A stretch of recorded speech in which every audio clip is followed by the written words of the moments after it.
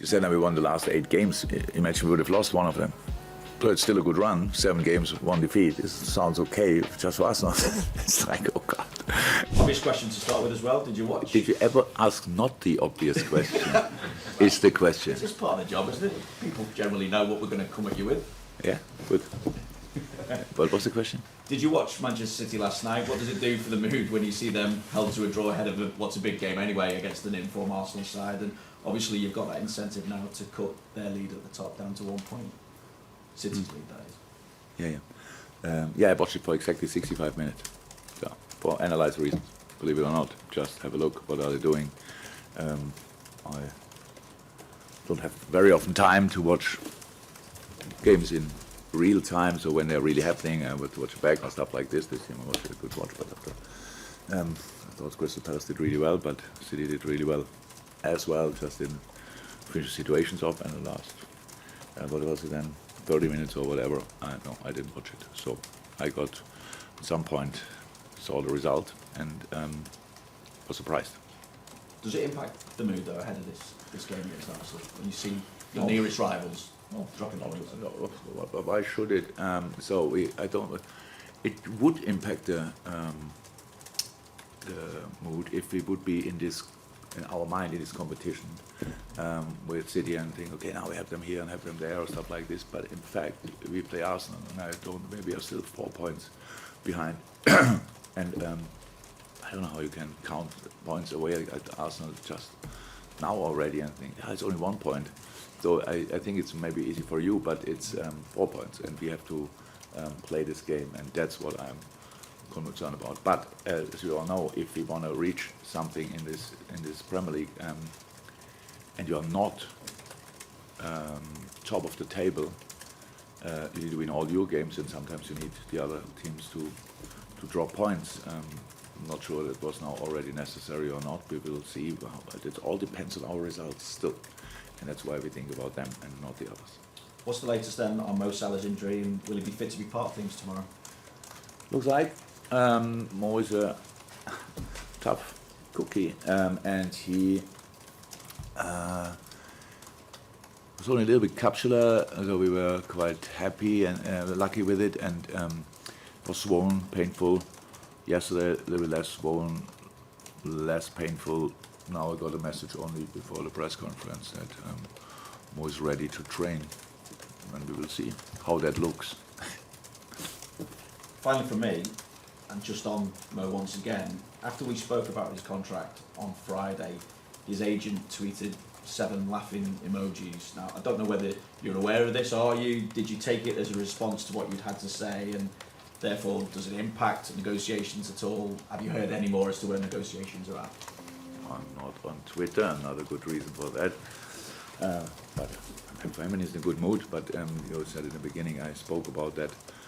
And actually, I shouldn't have. I don't think I said anything. It was like it is. But you got me in the trap or whatever. All of a sudden, I created headline. The last thing I want to do in press conference is create headlines. And again, you just asked the question, and I gave such a long answer. And yeah, no, but it's all fine, and I don't know about any kind of reactions and stuff like this, but that's not what I'm concerned about. It's just, I think that it's how it should be in a moment. The indecisive parties are in contact, and the rest we will see. Hi Jurgen, 8 Premier League wins in a row. You've only conceded 2 goals in that time. How strong do you feel you are defensively, and how important is that for your title hopes?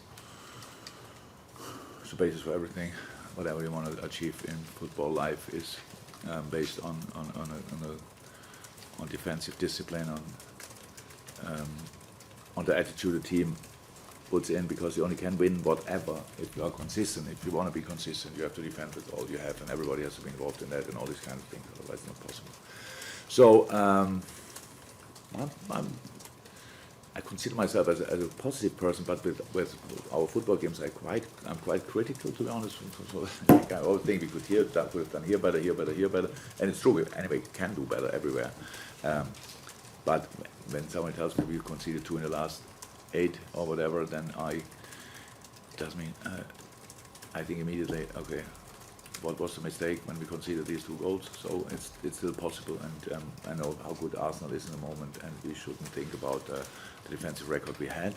We should think about the defensive record for this game, and to defend them, we have to be really in a really good moment, because they are obviously they won as well a lot of games. I'm not sure 5 at least, if not more.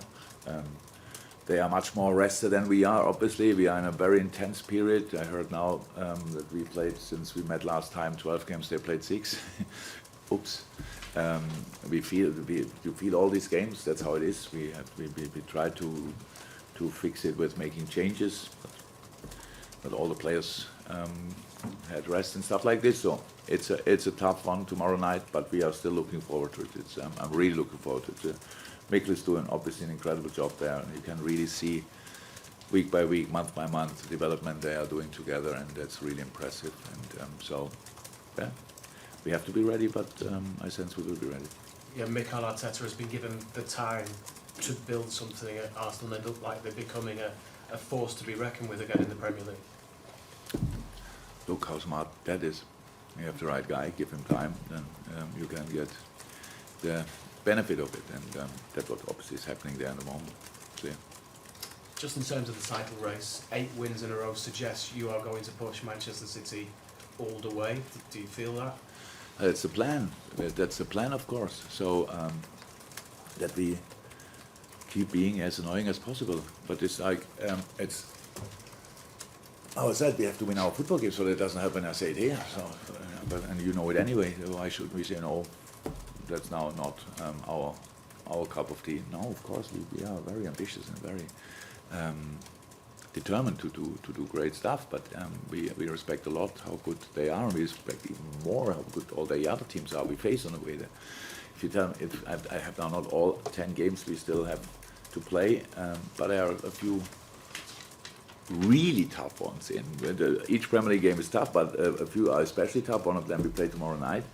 And I'm sitting here and I'm thinking, and I would say we win 10 games. That doesn't sound very likely, but as long as it's possible, we will give it a proper try, I can tell you. Thanks, Jurgen. Good luck. Thank you. Julia? Jurgen, you spoke last week about fighting for everything you had, and at the start of the season, after winning the Premier League title, you said you don't defend the title, you're going to attack it from the start. Do you thrive then at this stage? How much do you thrive on this stage of the season when there's still so many things in front of you that you can have an opportunity to win? If you go through the last few years, you will see that there's never looked really differently, to be honest. There was a couple, I'm not sure how many years in my whole career where like we had not to go with all we have until last match day because something was there to grab. Was it to stay in the league, or was it a spot in the Europa League, or was it a spot in the Champions League, or was it becoming champion, or whatever? It's always like it's always the same, and that's what I said. If you build the whole season basis until a specific moment, and then the decisions will be made, and if you are close enough, you are involved in that decision making, and that's where we are. So we have reached the quarterfinal in 2 competitions, and in the Premier League, obviously not in the worst possible spot. So, but how we said, we create a basis, and now we have to be ready for a long finish with 10 games or 19, I don't know. But it's a finish, and we will give it a try, whatever happens. I was just wondering, because physically it's intense, but mentally how intense is it as well? Or does Very. adrenaline just take you through? Yeah, that helps massively. And yes, it is. It is intense. So it's like,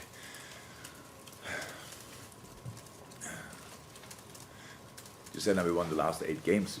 Imagine we would have lost one of them. So it's still a good run. 7 games with 1 defeat. It sounds okay, just for us. It's like, oh God. Because you only be, yeah, that's right. And to bring yourself and or ourselves always in this mindset. For me, it's actually not a problem because I can delete the physical part. I'm not physically involved really, apart from start football once a week. And that's the. But of course, we're boys, and I know that. And so whatever help we can give in these moments, we give. And you can imagine the mood is good. It's not like crazy good. So it's just concentrated, focused, and good. But it's weekend.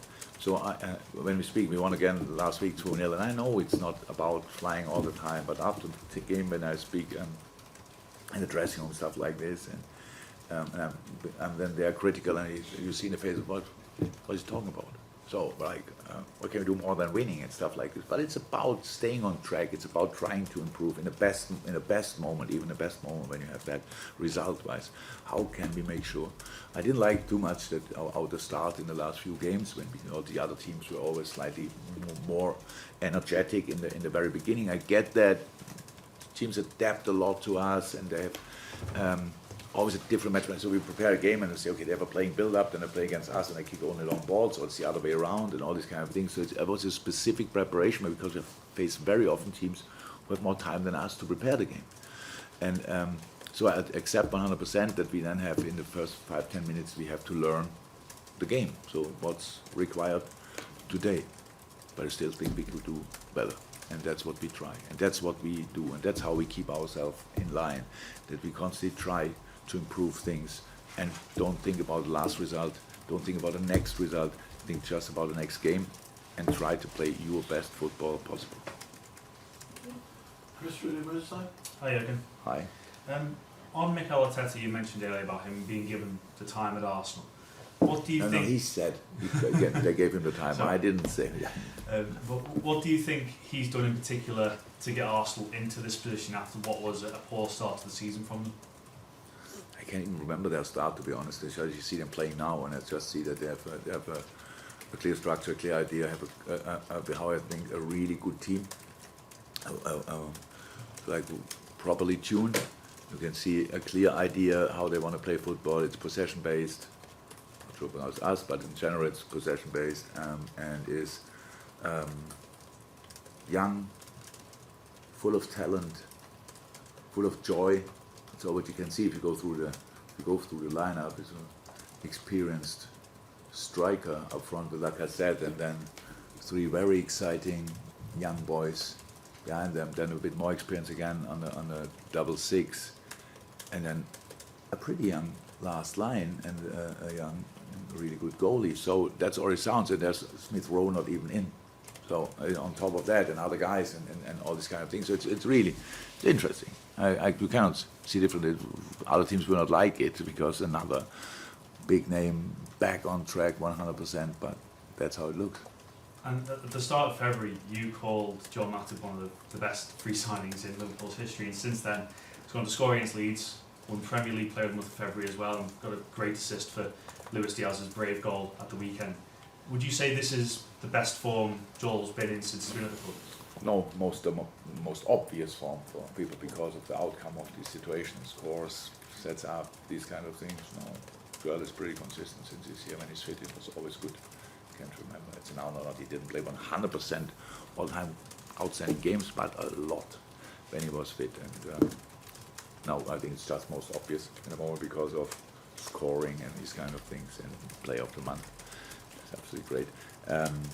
Yeah, he was before in a similar shape, and long may it continue. Thank you. Welcome. Carl at the back. Very good. You always say that if you're in a position around about March, April time, you can push for everything. I'm just wondering, is there any more you can press on the accelerator at this stage, considering you've won 8 in a row already? Is there any more you could give, or the players can give? No, it's final after final after final after final after final after final what we play. Pretty much. That's how it is. That's how we prepare. That's how we set it up. That's the situation. So I see what kind of different situation could be out there. So that we are 10 points ahead or whatever, then it's like 10 games to go, and everybody tells you are through, and that's it already. But where will the celebrations be? And I'll tell you what, I feel uncomfortable. Not that it happened often in my life, but it's really uncomfortable to sit in a situation. So now everything is in front of us. Attack it, chase it, go for it. That's what we do. But we know the only chance we have. Again, it's great to be in a quarterfinal, but when in a quarterfinal and you stick in a quarterfinal, it means you lost the quarterfinal. Who wants to do that? So it's only success. We go to the semi-final. Then we're on the semi-final. We want to go to the final. The final, great achievement, outstanding, last game of the season, or whenever the FA Cup will be. You lose it, and everything was that's our life. But we want to go in this direction. We want to be in and around the most decisive moments, and that's intense. But that's not a surprise and not the first time for us. We enjoy it a lot. But on the other side, it's intense as well. So it's not an easy holiday trip where we think that we enjoy that as well. But this is obviously slightly different. You spoke about Mo's fitness. How the rest of the squad looking? Could we like see Konate back, for instance, or anybody else? Yeah, Konate, he was back. Millie and Costas stand in this moment are out, and I think that's it. Are they injuries? No, they're ill. Neil? Yeah, again, where Arsenal at the moment is sort of where you were in your first sort of 12, 18 months at Liverpool, trying to get back into the top four. Do you see similarities with what they're building with what you were doing? They're adding sort of exciting players, attack-minded players.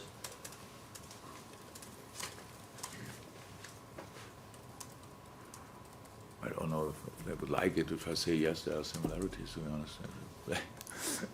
Yeah, you can say it like this. It's a massive club, and obviously qualification for international football in the last few years was not exactly like they wanted it.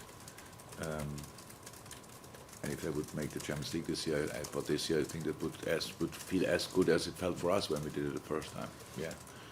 How's that? It's a step for them in the right direction. Obviously, it's a really exciting team, and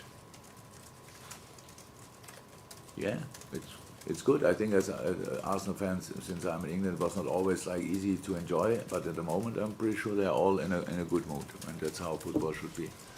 That your supporters are positive about the things you are doing, and I'm pretty sure that's exactly how it is at Arsenal. Any more for the open section? All done?